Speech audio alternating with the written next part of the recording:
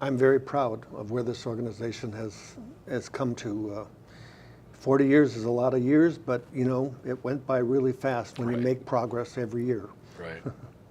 And it's continued to make a difference in the community. I get joy out of seeing each project, and I'm really enthused about the Bridges program. That's really exciting, getting young kids into the construction, learning the trades, setting a target for themselves as they're going through their high school training process, and making a difference in the community at the same time. We need to have leadership that make a difference, and I think you've accomplished that. Thanks. Thank you very much. I'm very proud. I appreciate that, Keith. And it's all thanks really to an outstanding team that we've got working, whether they're lending, whether they're counseling, whether they're building. We've got some really talented folks here, and it's a pleasure for me to work with them every day. That's a testimony to, I think, a city that's being responsive to the challenges that the neighbors are facing. And that's the sort of partnership, between the city and its residents that we take advantage of every day in terms of being a part of that team and trying to make things better. Well, I think we can thank you, Noel, too, for the last 20 years. Developing homes, when we're looking at subsidizing the purchase of a home by a family, when we're looking at investing maybe more than the market would conventionally into fixing something up, it's not because we don't know how to manage money or those resources.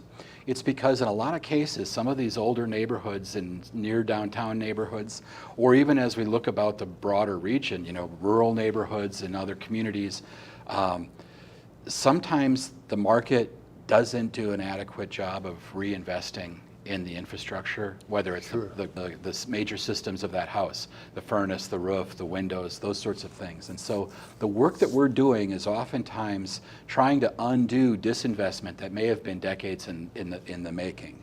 Someday, maybe 40 years from now, maybe sooner, maybe some of the neighborhoods that we work in, those mechanisms will start working again in a market sense. And some for-profit developer will say, well, why is NeighborWorks doing that? Let the market take care of this. And I'm like, that's great. That's our cue to say this neighborhood has won, right? Yep. We can move on to some other area and start doing our work there. But until that happens, until the last investor stops taking cash out of a community and putting it into another community, until we have a replacement cycle of the infrastructure of that home, the siding, the windows, the roof, the heating and cooling facilities of that home, until those are getting done on a regular basis, keeping up with the energy costs and making that building an efficient and safe place for those families to live, whether they're renting or owning, until that stuff just happens naturally, I think there's going to be a role for an organization like ours that reaches into that gap between what ought to be and what's happening. And we sometimes have to invest some public dollars in there, some philanthropic dollars in there, and our own revenue that we earn from the other programs that we're doing to close that gap.